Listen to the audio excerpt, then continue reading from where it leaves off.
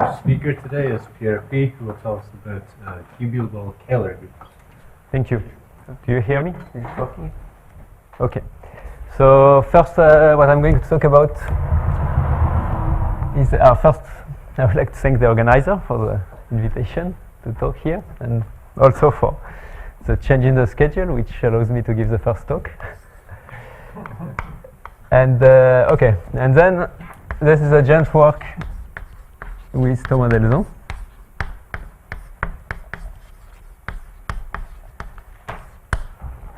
Okay, so the title is Cubulable Kähler groups.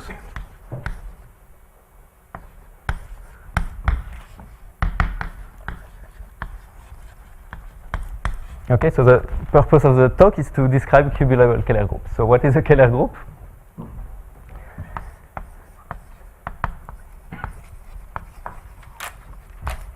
It is a fundamental group of a compact Kähler manifold.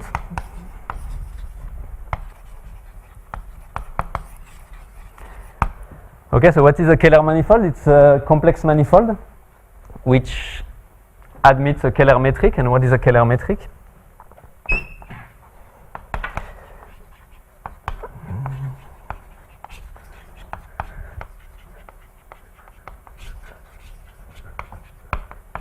It's a Hermitian metric.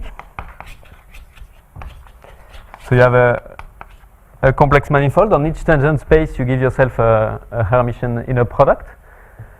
The real part of this inner product gives you a Riemannian metric. The imaginary part is a two form, and you want the imaginary part to be a closed two form. Okay.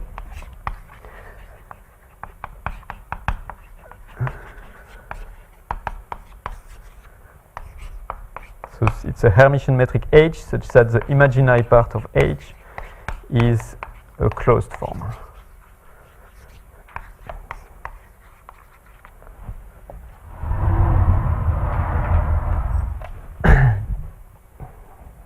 Okay, so for instance, any smooth projective manifold, any complex submanifold of a complex projective space is Kähler. So these include projective manifolds. So it's an old, maybe I'll just do a little bit of introduction. It's an old problem to study which finitely presented groups occur in this way. Okay, classical problem.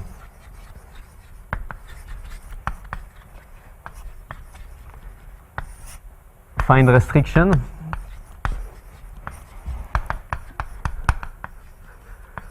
on Kähler groups among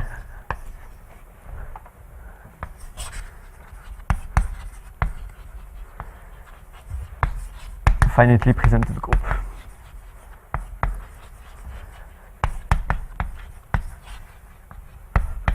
Okay, all these Kähler groups are finitely presented because they are pi1 of closed manifolds. And this is really an old problem that have been worked by Serre, Gromov,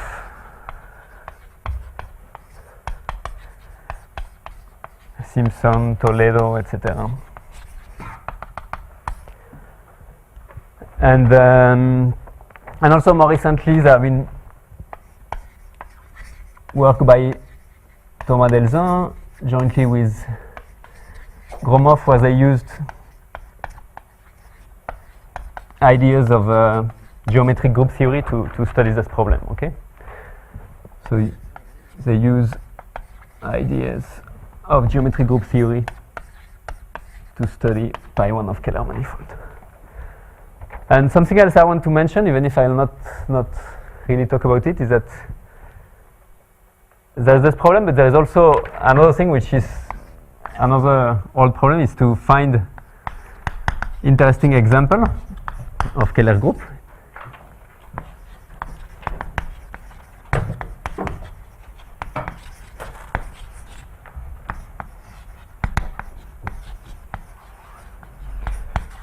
So on this side there are classical work by Toledo, and more recently there have been work by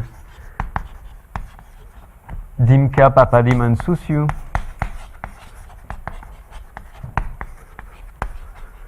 and also even more recently, Josa-Eisenrich and Brightson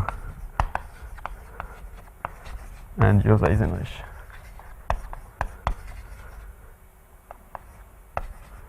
Okay, so in the work by Dimka Papadimasusiu and Josa-Eisenrich, they produce example of scalar group which are subdirect products of surface group, subgroups of direct products.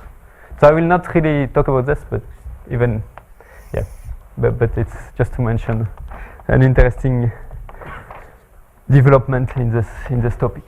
Okay, so what I'm going to talk about today is I'm going to try to say something about actions of Kähler groups on cat-0 cubical complexes.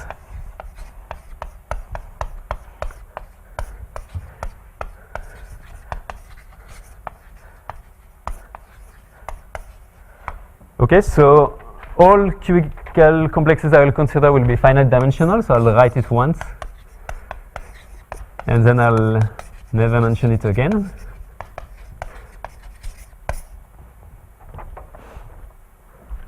So, okay, maybe I will just mention a few classical results to say why this action should be constrained. Okay, so you know that an action of a group G on a cat-0 cubical complex, it's related by the work of Sageyev to the existence of codimension 1 subgroups.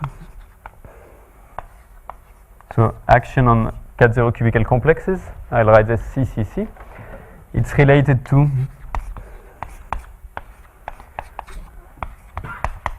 the existence of a subgroup H such that H has codimension 1, and the way I'll write it is that the number of relative ends of the pair GH is greater than 1. Okay, so what is this number? It's so G, let's say it's finitely generated, and you do the Schreier graph of G mod H, and you look at the number of ends of the space. Okay.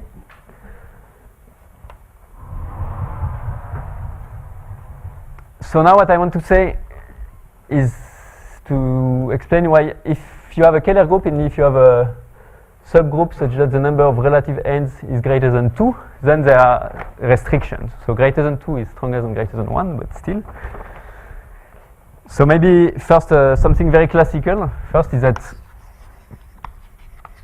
it's an old result of Gromov from the 80s, is that if you have a Kähler group, then, and if it's infinite, then G is one-ended.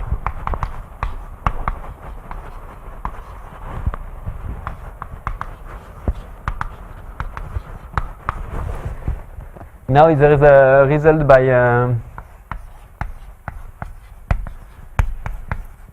Napier and Ramachandra saying that if G is Kähler,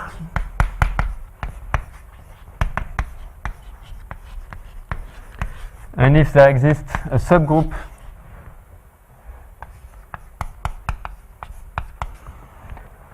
H of G such that the number of relative ends is at least 3, then G, or maybe a finite index subgroup of G,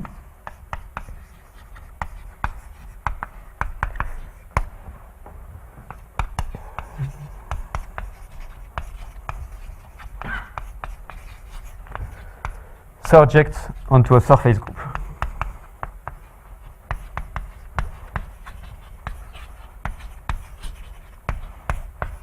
So the statement of the theorem is more precise. I mean, this surjection is induced by a holomorphic map, etc. But I won't say more for the moment. Okay, and this is from the 80s, and this is in a paper I think published in '95.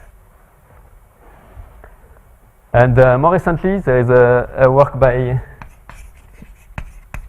Delzant and Gromov. So I will not really state a precise theorem, but in the paper, there is a paper called Cuts in Kähler Groups. And basically what they the philosophy, what they do, is that they prove that if you have a Kähler group which has sufficiently many subgroups with at least 3 relative ends, then your Kähler group should be a subdirect product of surface group. Okay, so I will not really give a precise statement, but and certain hypothesis. So if a Kähler group has many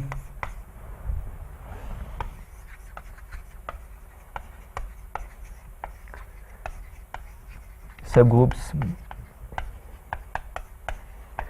with at least 3 relative ends, so let's call G, then G embeds in a direct product of surface group.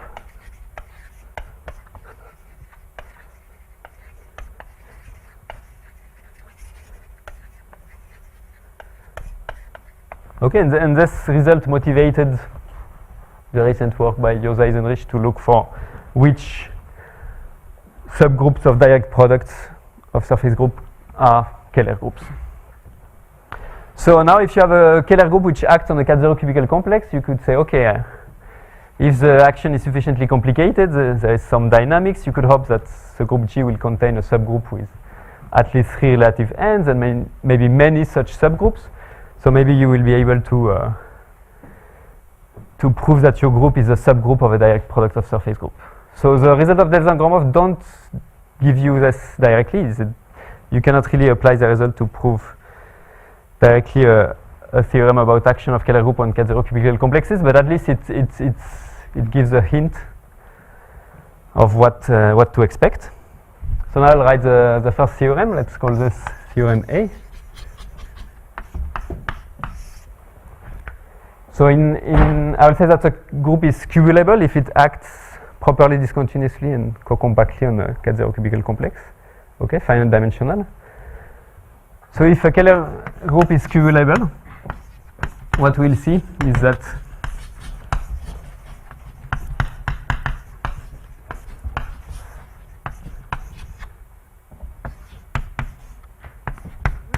then G really is what you expect.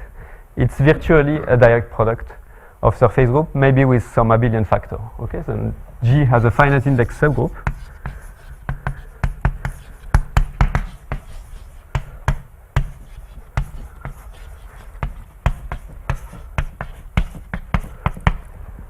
Such that G1 is isomorphic to a direct product of maybe a free Abelian group, which necessarily will have even rank product some surface group.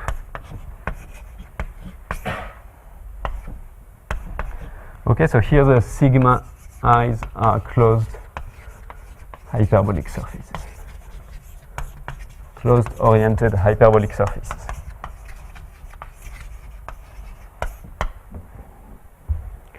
Did you say your actions are co-compact or not?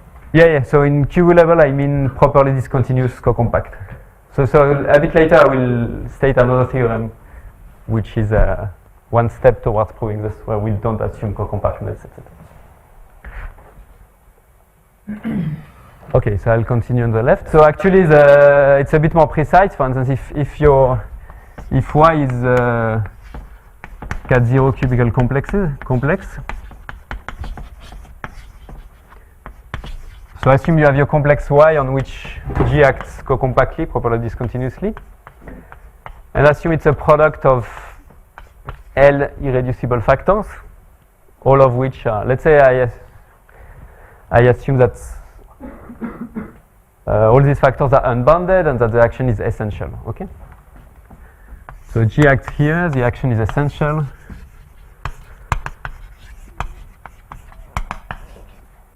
And all Yi are irreducible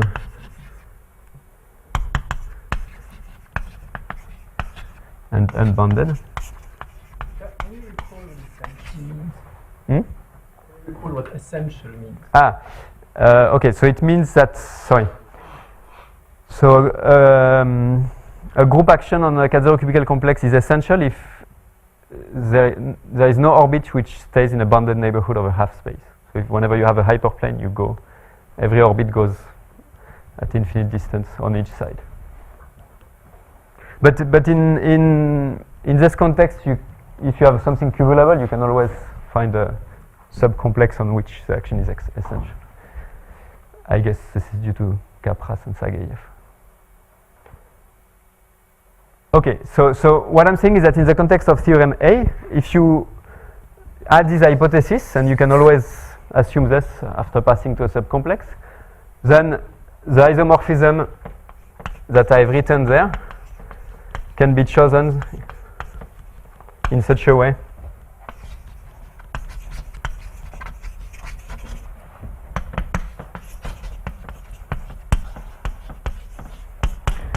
that first the number of irreducible factor is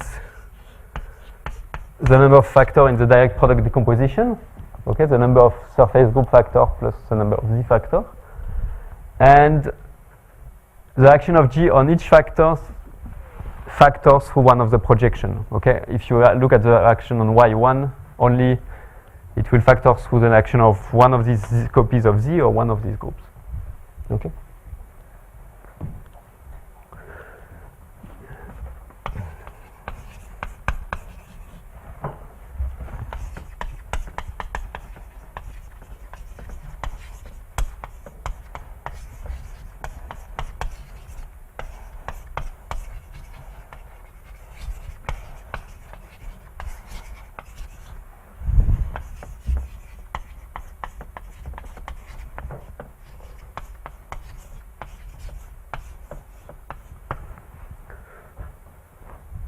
Okay.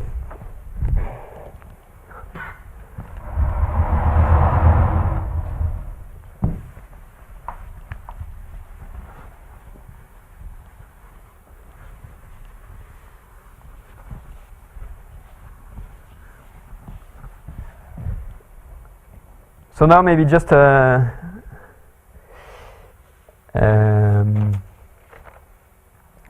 theorem. Well, in any case, so this theorem tells you that, okay, cubulable Kähler groups, we can describe them. So probably most Kähler groups are not cubulable. Now another theorem, you can ask, okay, let's assume I have a Kähler group, G, so it's a fundamental group of some closed Kähler manifold. Assume that the group is cubulable. What can I say not only about the group, but about the manifold? Okay, so it's a natural question. So of course you need an extra hypothesis, because in general the manifold will not really be determined by one, but if you require that the manifold is determined by its pi 1, for instance, if it's aspherical, then we'll be able to describe it. Okay, so we consider a closed Kähler manifold X.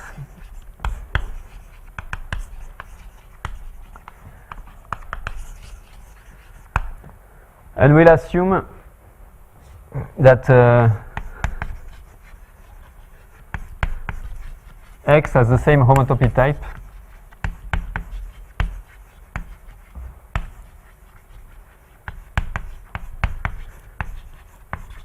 as Y modulo G, where Y is a Cat0 cubical complex and G acts, let's say, freely, co-compactly, properly discontinuously.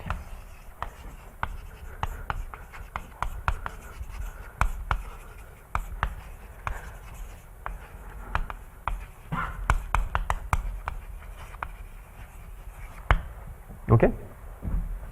And actually, let me just make a slightly stronger hypothesis. I will assume that X is an algebraic variety, so it's a projective manifold. It's a complex submanifold of some complex projective space.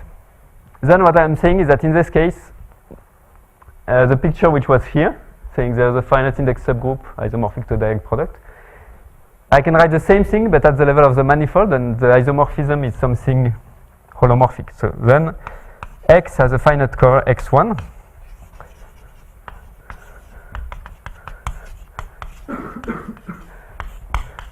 such that x1 is biholomorphic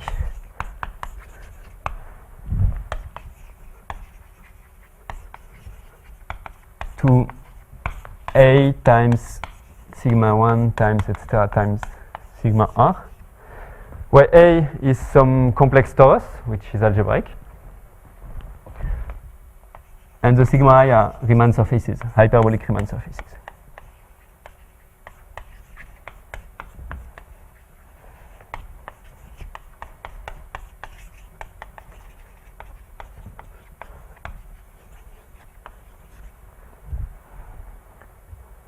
Okay?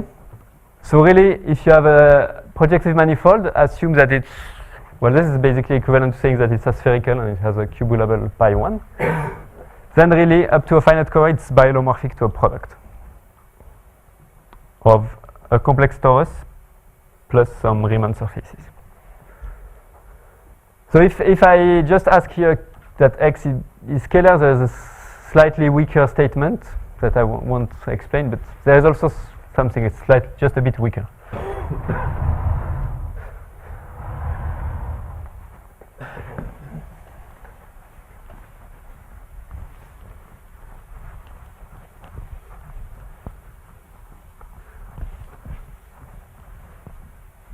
Okay, so let me just write this down. There is also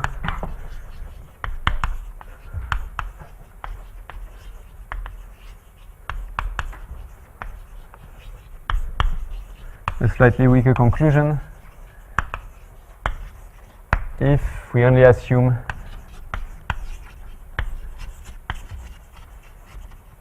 x to be Kähler.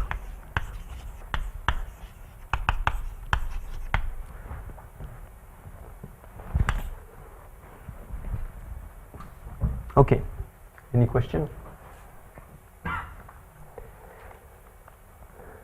Okay, so to deduce theorem B from theorem A is actually, well, we use classical arguments about scalar groups of scalar geometry plus some old argument of Hsu that he used in his rigidity theorem of locally symmetric varieties. So I will not really talk about how you deduce theorem B from theorem A. So just a word about the ingredients to prove theorem A. And later I will sketch the proof.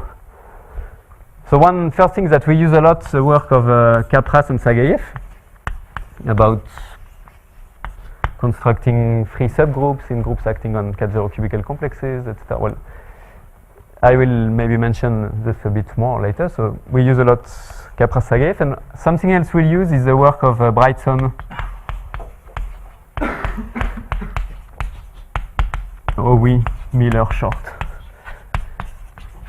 So I'll just explain a bit what this is, because maybe this is less known to this audience. So this work is about studying subgroups of direct products of surface groups. And what they prove is that well, there's a classical result, I think, of Baumschlag and Rosblade. So someone will correct me if you take a product of two free groups or two surface groups, and you have a finitely presented subgroup of it, then it has to be isomorphic itself, either to a free group or to a direct product of two free groups. Okay, and what these people, Brightson and Wimler-Short, do is a generalization of this for subgroups of direct product of with any factor. So if you have what they prove is that if you have a subgroup of a direct product of n surface groups or free groups, so in our case we are only interested in surface groups.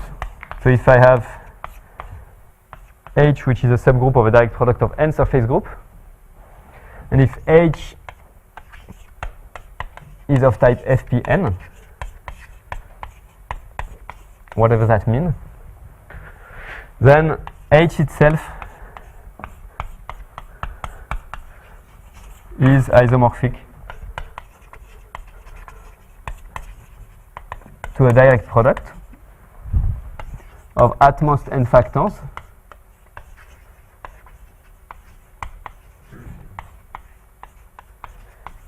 and all factors will be surface groups of free groups. Okay.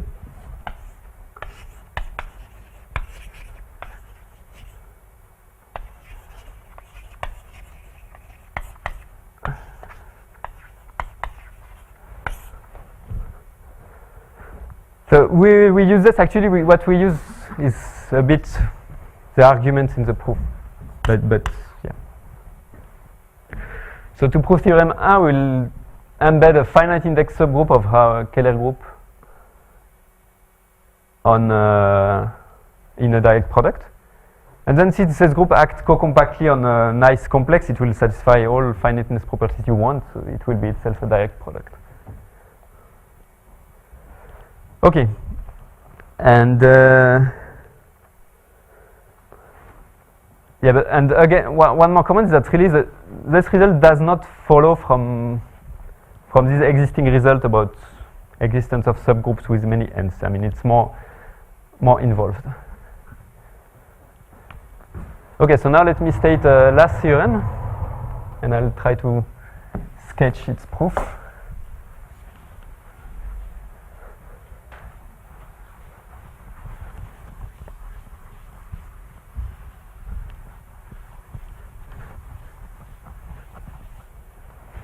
So if you have a group acting on a cat-0 cubical complex, to study the action, what you will do is first decompose the complex into irreducible factor, and so you want to study actions on irreducible cat-0 cubical complex.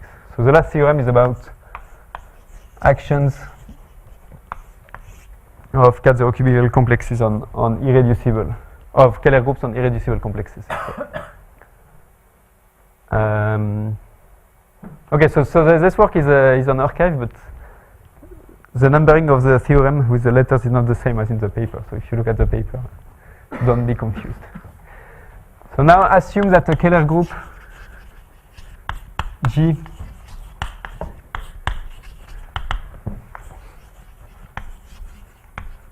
acts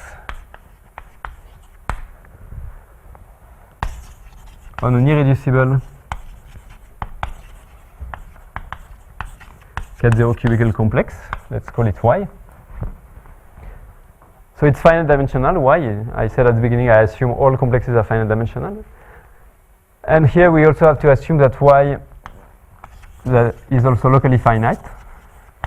Unfortunately, we couldn't remove this.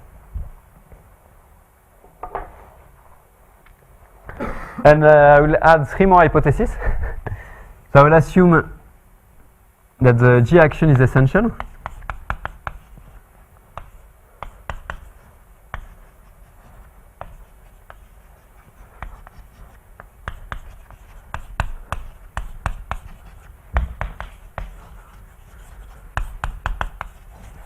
That there is no invariant flat, so your complex Y does not contain any convex subset isometric to Rn, which is G invariant, and there is no fixed point in the visual boundary.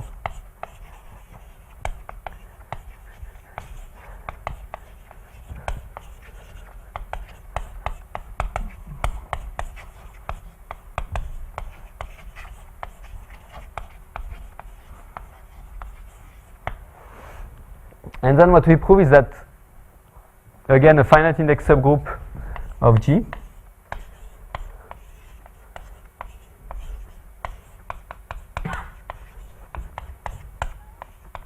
surjects onto a surface group, and Y contains a convex set. Well, basically what we prove is that the kernel of this map has fixed point in the cat-0 cubical complex. So then you consider the space of fixed point of this normal subgroup, and on this convex set the action factors through a surface group. So what we say is that up to taking a finite index subgroup and passing to some convex subset, the action factors through some surface group. So Y contains a convex set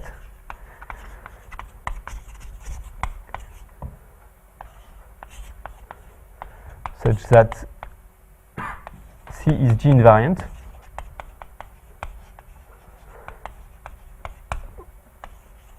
The G action on C G1.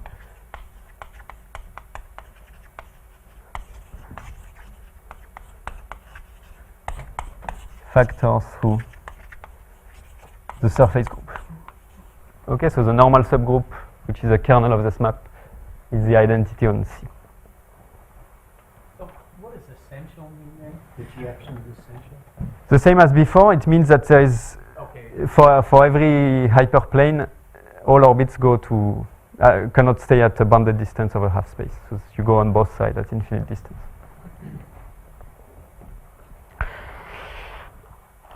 Okay. Okay, so let me make some comments before trying to explain a bit how you prove this theorem C.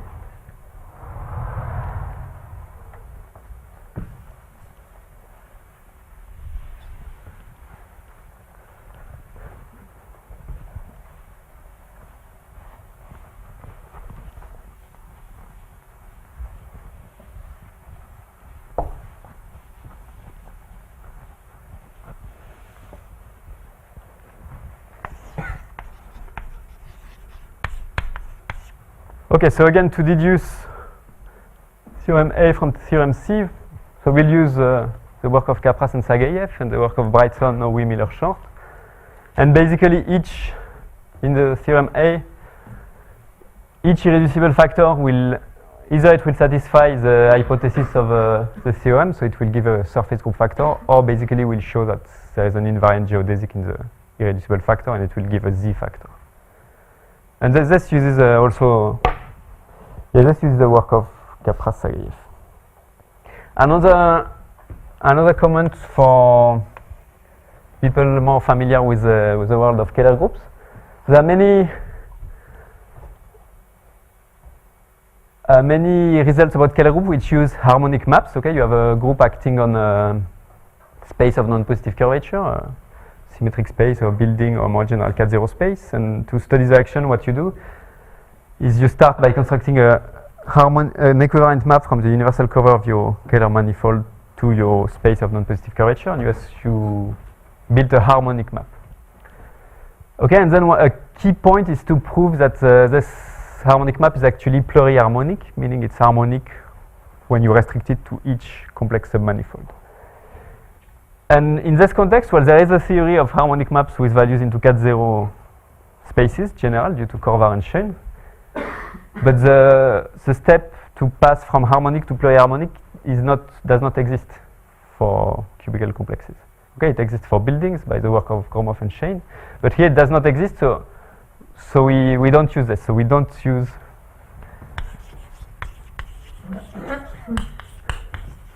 any harmonic map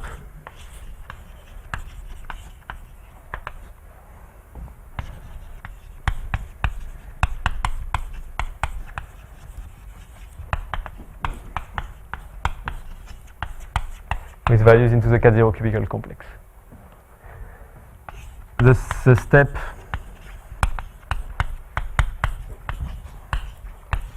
harmonic implies pluriharmonic is not available.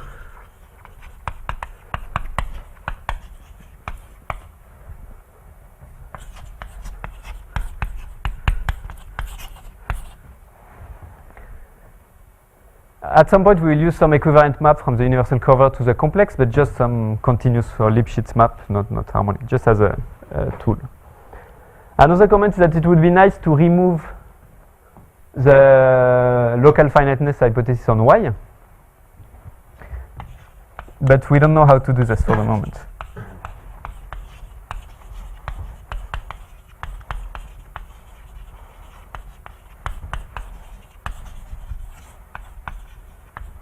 Okay, because many complexes appearing in geometric group theory are not locally finite.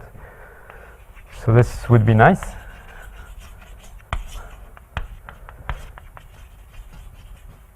And actually, if we were able to do this, it would also allow, I think, to study action with fixed point in the visual boundary, because there is a general strategy to do this due to, I guess, Chatterjee, Yosifernos, Kapras. So in the paper by Chatterjee, Yosifernos, and with the appendix by Kapras, I mean, they explain how to if you have an action with a fixed point in the visual boundary to produce another action on another ket0 cubical complex, etc. To kind of study the action by passing on to a subcomplex contained in the roller boundary, etc. But these operations, they do not preserve the local finiteness, so we cannot really use the strategy.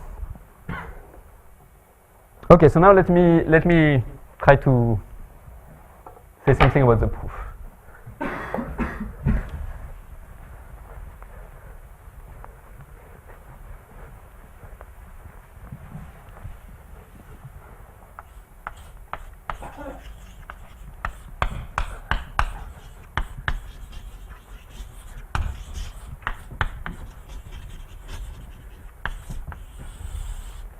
Okay, so we'll talk about harmonic functions.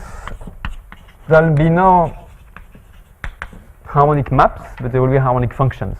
But these will be just functions with real values.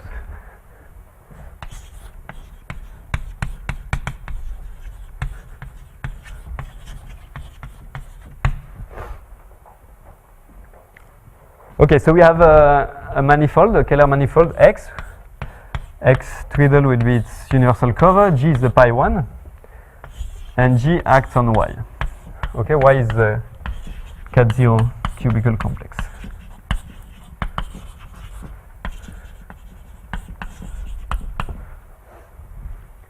So what I will do is, first I will use the same notation as Capras and Sergeyev. So if I have a half space in Y, I'll denote it by a Gothic letter like H. So H will be a half space in general. And if I have such a half space, H hat will be the corresponding hyperplane.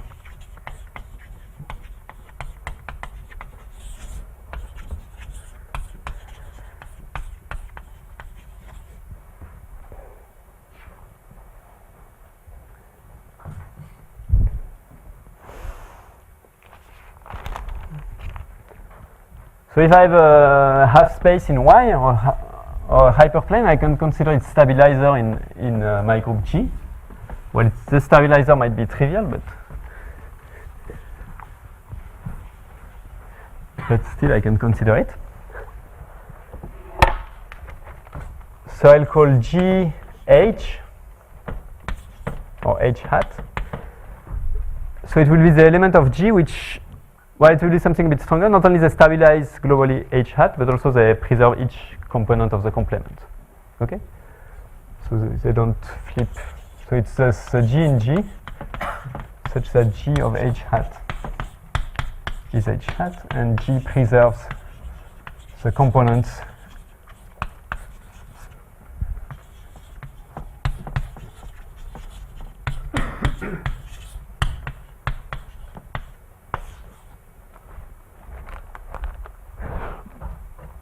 Okay, so first what I'll do is I'll pick any map which is continuous, or Lipschitz, which is G equivariant from the universal cover of Y. Okay, so you can always find such a map because Y is contractible. So this is a G equivariant continuous map. And so, okay, so here I assume that I fixed a hyperplane. Okay. And then I'll compose this with a function which is just well, a half space. Rather. I fix a half space. I will compose f with a function which I will call, I don't know, v sub h, which is just the distance to the hyperplane, but the signed distance. Let's say on h it will be positive, and on the other component it will be negative. So v sub h of a point P in Y is the distance to the hyperplane if P is in H, and is minus the distance to the hyperplane if P is not in H. And that's the ket0 distance, or it's the combinatorial? ket0. Probably it wouldn't.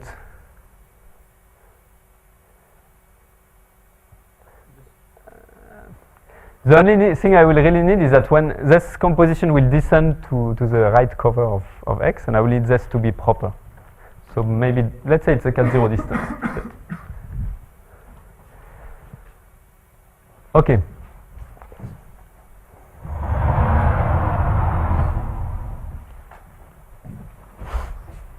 Okay, so when you look at the composition, by definition, it will be invariant by the subgroup.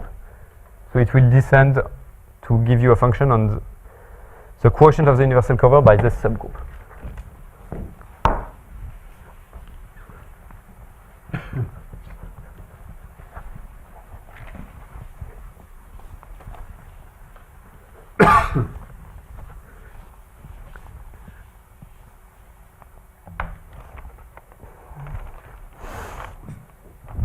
Okay, so this induces a function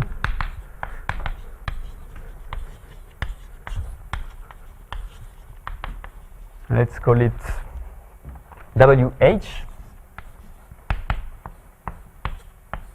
on the quotient of the universal cover by the stabilizer of the hyperplane. Okay, so I just take the composition and then it descends. So the first lemma, which is easy, is that the fact that Y is proper is locally finite implies that WH is proper.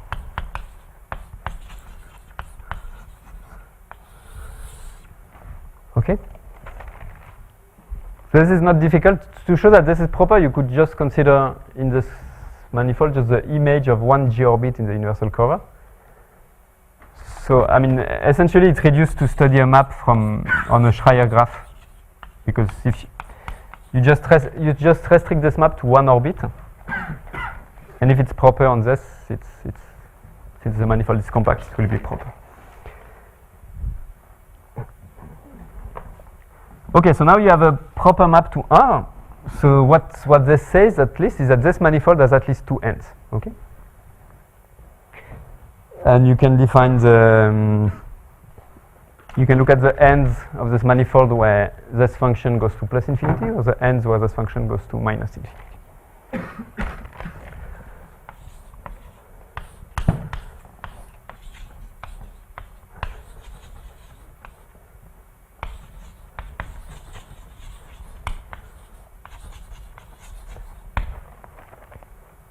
Okay, and I can decompose, so I can look at the space of ends of this manifold.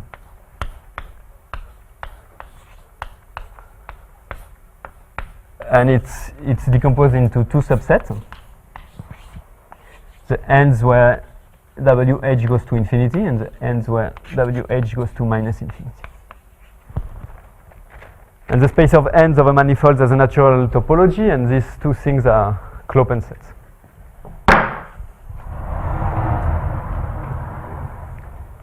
Okay, so now I want to replace this map that has no regularity property by some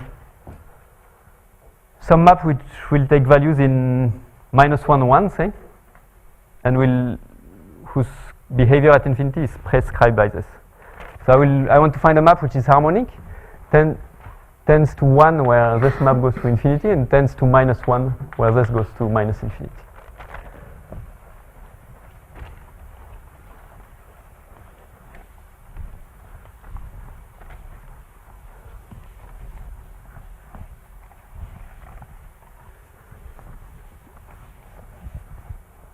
Okay, so here I will need to use the following theorem.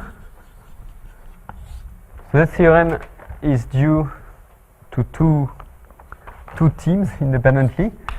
There's a proof by Lee and Tam, and there's a proof by Wolfgang-Wöss and Kajmanovic. And there's also, so this is more or less simultaneous and independent, and there's a simple proof, I guess simpler proof by Ramachandran, but which was explained by Ramachandran to Kapovic. So this is contained in a paper by Kapovic. But this is really a nice cute argument. So there's a paper of Kapovic about Gromov's proof of Stalling theorem using harmonic functions. So in this paper of Kapovic, you can find at some point in some section a nice proof of what I'm going to write now. So suppose that you have a Riemannian manifold.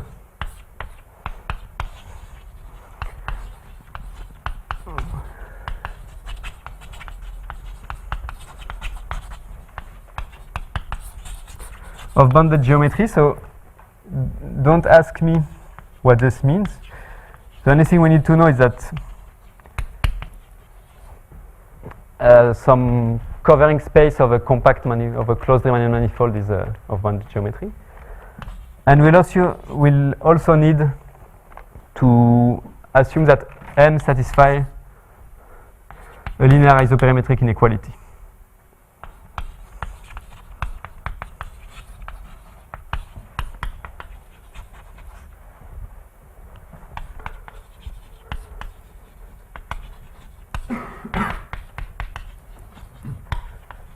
Okay, so if you look at compact domain with smooth boundary in your manifold M, and you look at the ratio of the n-1 dimensional volume of the boundary divided by the volume of the domain, then the infimum of this thing is positive.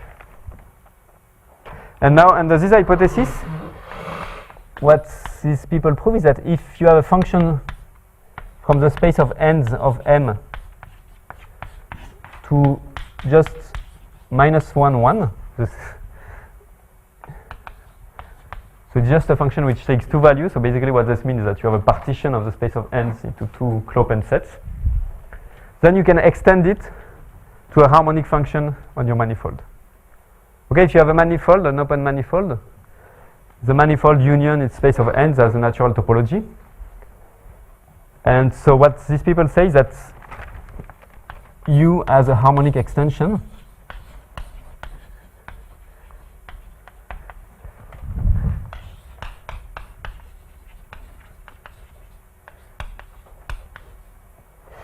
And this extension is of finite energy. And I mean the extension is continuous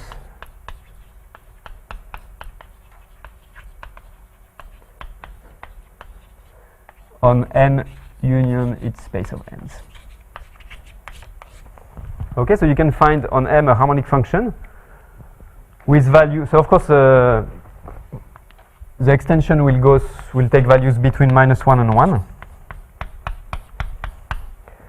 It will go to 1 where U in the ends where U takes the value 1, and it will go to -1 on the other ends. And finite energy means that the norm of the square of the norm of the gradient is integrable on M. Okay, so we want to apply this. So does this go to the VIL2 cohomology? You have H1. Okay, I mean, if M is the universal covering of a compact manifold, the arguments where you go via the H1 of the group of values. Yeah, but this you just I can tell you the proof by Riemann. You just take a infinity function which is constant outside, locally constant outside the compact set, so which is equal to 1 somewhere and -1 somewhere. And then you fix once and for all this function, and then you add to it a smooth compactly supported function, and you minimize the energy of this thing. And the only thing the linear isoperimetric inequality tells you that you have a Poincare inequality, so if you control the norm of the gradient, you control the function, and then you use bounded geometry to show that it's continuous on this. So I really recommend this to learn about this theorem. Okay, so we want to apply this. So this means that we need this manifold here to satisfy a linear isoperimetric inequality. So we just have to pick the right hyperplane for this. Okay, and the first claim, I'll not detail this claim because you can, well, because I want to go on with the structure of the proof. But the first claim is that under the hypothesis of the theorem C,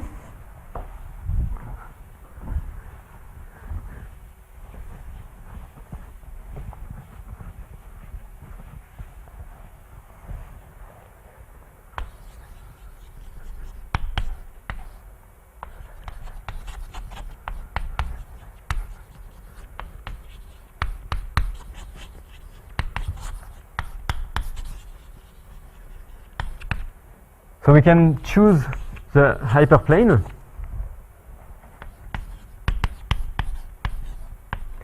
such that G contains a free group, non-Abelian free group,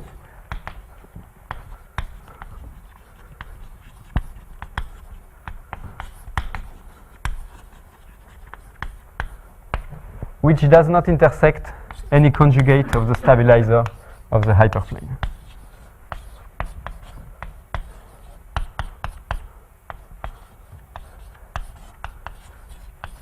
Okay, so I will not explain the proof of this. To prove this, we just copy some arguments of Capras and Sergeyev. I don't think it's written exactly like this in the paper. We use the same kind of arguments. But let me tell you why this implies that the right manifold satisfies a linear isoperimetric inequality. So saying that this manifold satisfies linear isoperimetric inequality, it's the same as saying that the Schreier graph satisfies a linear isoperimetric inequality, G mod G H hat. So from this we want to deduce that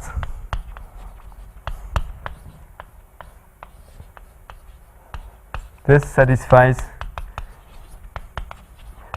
a linear isoperimetric inequality.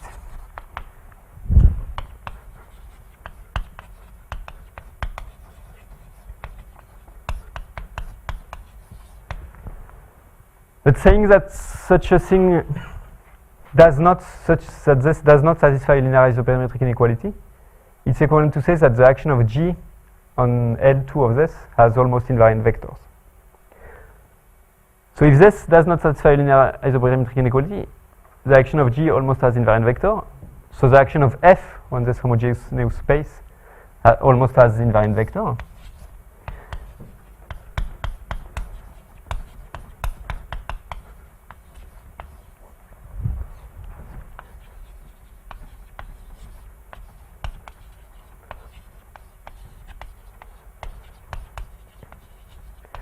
Almost has invariant vectors. But this is not possible because what is written here says that F acts freely on this space. So L2 of this as an F representation is just a direct sum of copies of L2 of F. So it's just maybe there are infinitely many copies, but it doesn't matter. I mean, so okay, so you can have almost invariant vector for F.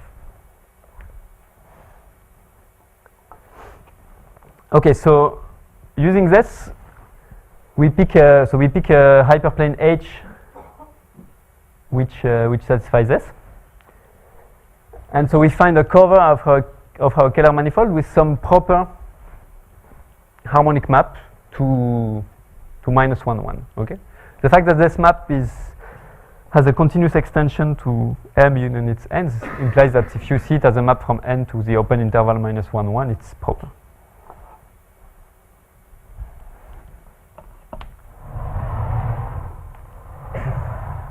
Okay, so now we have this manifold,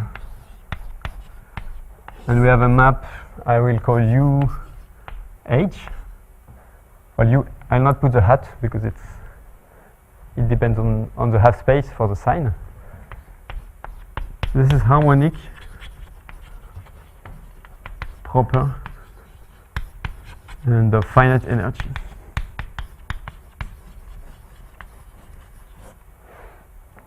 And actually here there is a classical argument which implies that since it has finite energy, it has to be pluriharmonic. So maybe just a reminder. If you have you have a Kähler manifold. M, so G is the Riemannian metric, the real part of the metric. Omega is the symplectic form, the imaginary part of the metric. You have a function from M to R. So F is saying that F is harmonic. It's saying that its Laplacian for the metric G is 0. But the Laplacian up to some multiplicative constant is just dd bar F. Well, it's something like this. This is a 2n form. I divide it by omega n, it's a function. So saying that this Laplacian is 0, it's weaker than just saying that dd bar F is 0. Okay, which means that F is pluriharmonic. And if you want really something, something concrete, saying this is just saying that locally F is the real part of a holomorphic function.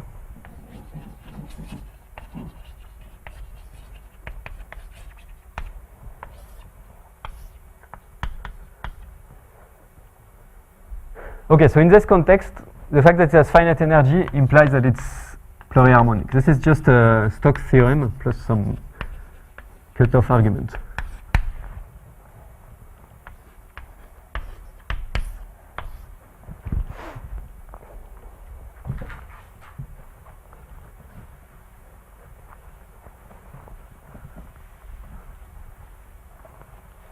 Okay, so now if you have a pluriharmonic function, you can associate to it a foliation, maybe singular. So this is classical. So it's not really weird.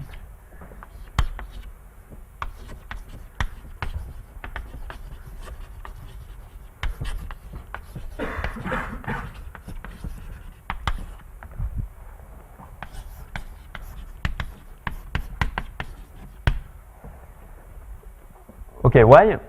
Well, how you do this? Just locally, U is the real part of a holomorphic function. So just take a ball where near a point where U is the real part of a holomorphic function, and just look at the connected components of level set of this holomorphic function. This will define locally an equivalence relation and take the relation generated by this. Okay. So it's just the foliation. So if you write the differential of U as something holomorphic plus something anti-holomorphic,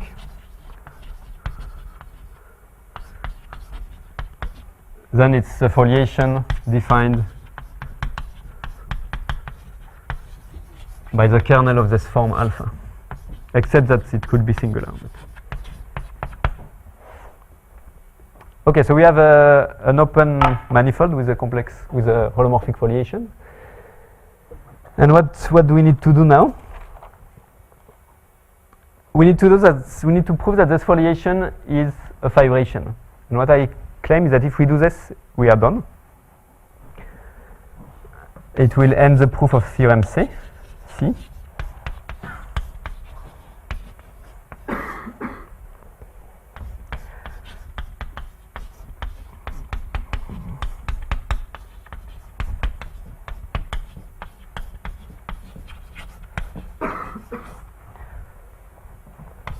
This foliation is induced by a proper holomorphic map.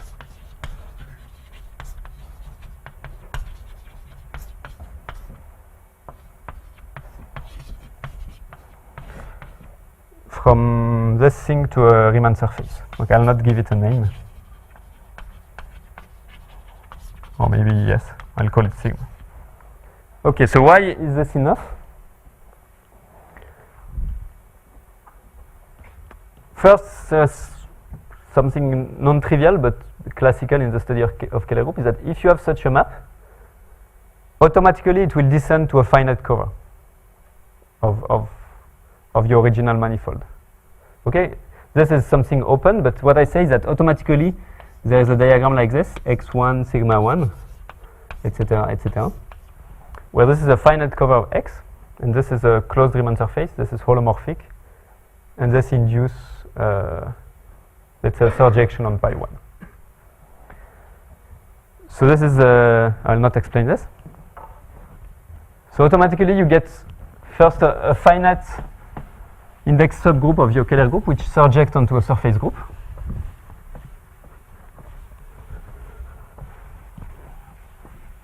And so now you can consider the kernel of the map from pi 1 of x1 to pi 1 of sigma 1.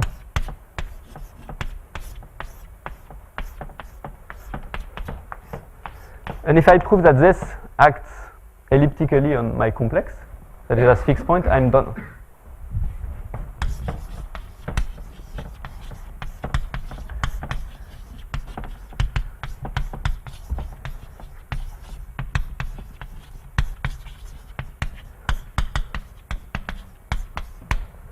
Okay? Because if H has fixed point in Y, it's exactly what we wanted. You consider the convex set, which is a fixed point set of H, and on this convex set, the action factor through a surface group. But now it's easy to see that in this situation, this H, if you take here, you have this fibration, and you take a generic fiber of this map. You can see the fiber here or here, it doesn't matter. It will surject onto this H. And this generic fiber, it's pi 1, it's contained in the stabilizer of the hyperplane. So H is contained in the stabilizer of the hyperplane.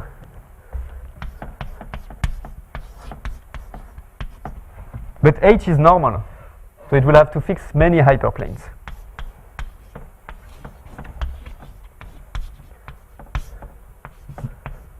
Okay, so this is true for all G in a finite index subgroup of the original group. So your subgroup H stabilizes the entire orbit of the hyperplane, or the orbit and the finite index subgroup. And now what I claim is that you can choose the hyperplane at the beginning, so that this orbit contains two what is called strongly separated hyperplane. So this is a notion due to Baerstock and Charney. So we choose H so that its G orbit, or its G1 orbit for any finite index subgroup,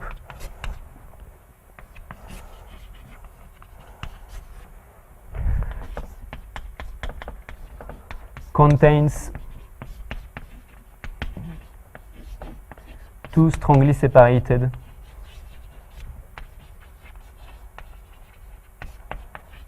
hyperplanes. So what does it mean, strongly separated? Two hyperplanes are strongly separated if they are disjoint, and moreover there is no hyperplane intersecting both, going from one to the other. And why is this helpful? It's because if you can prove, they can prove that if you have two strongly separated hyperplane, you have two hyperplanes like this,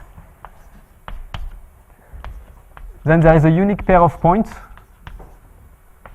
P1, P2, P1 in the first hyperplane, P2 in the second, such that the distance from P1 to P2 realizes the distance from the two hyperplanes.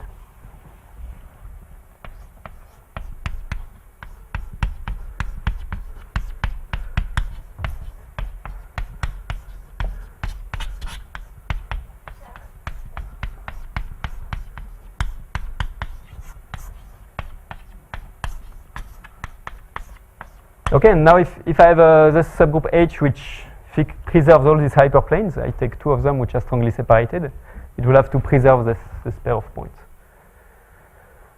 So it will have fixed points, and we are done.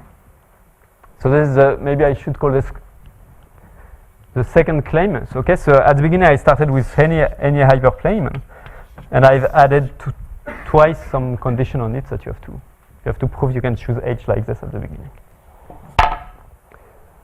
So I started at 9 or at 10? Yeah, 5 to 2. So I have 5 minutes. No. I thought you started at 5 to 2. 5 to, okay, so I'm late. Okay. Okay, so then I need to explain you how to prove this, but I don't have time. So I'll just speak 1 more minute. So we'll use the following criterion to prove that the thing is a fibration. So there are many fibration criterion in the study of Kähler groups. So here we'll use the following, which is new. So you have a compact Kähler manifold, you have some covering, Z. And let's say you have a map to R or to some interval, which is pluriharmonic and proper.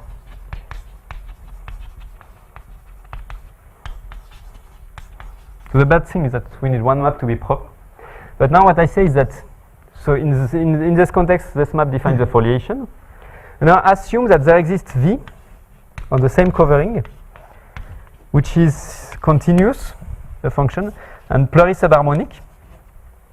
I can always construct such V. For instance, I could take U squared. Okay, a convex function of composition of U with something convex is plurisubharmonic. But assume that V is not a function of U.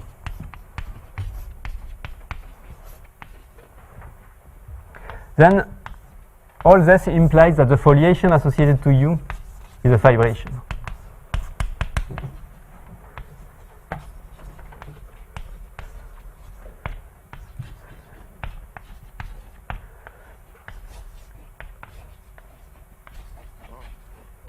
So this is the new criterion. And then I won't have time to explain this, but you have to use more things about your action on the K0 cubical complex to produce the second function V. And here we use more results by Kapras and Sergeyev. We use the fact that under the hypothesis of the theorem we can find 3 pairwise disjoint half spaces and etc. I mean, okay. I don't really have time to explain how to build this, but this is the next step in the proof. Okay, thank you for your attention.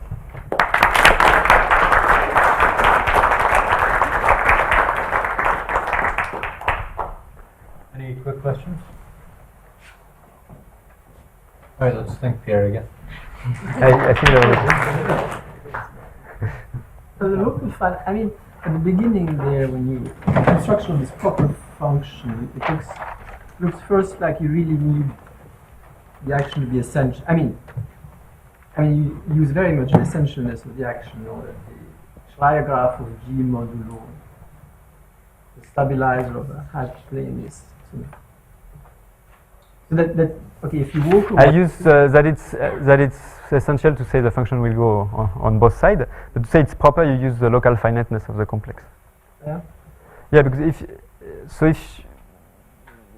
if you have like an infinite sequence of elements of the Schreier graph on which the function is bounded, if you turn it around, it says you have elements Gn such that Gn of the hyperplane stays in a ball, but now something bounded, if it's locally finite, it contains a finite number of hyperplanes. So we strongly use local finiteness at this point. Mm-hmm.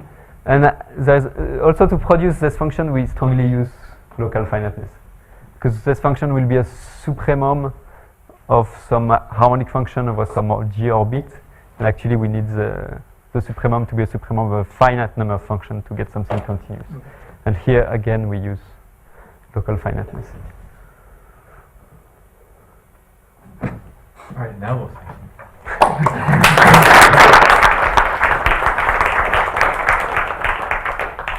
So there's coffee now and we'll reconvene at 11.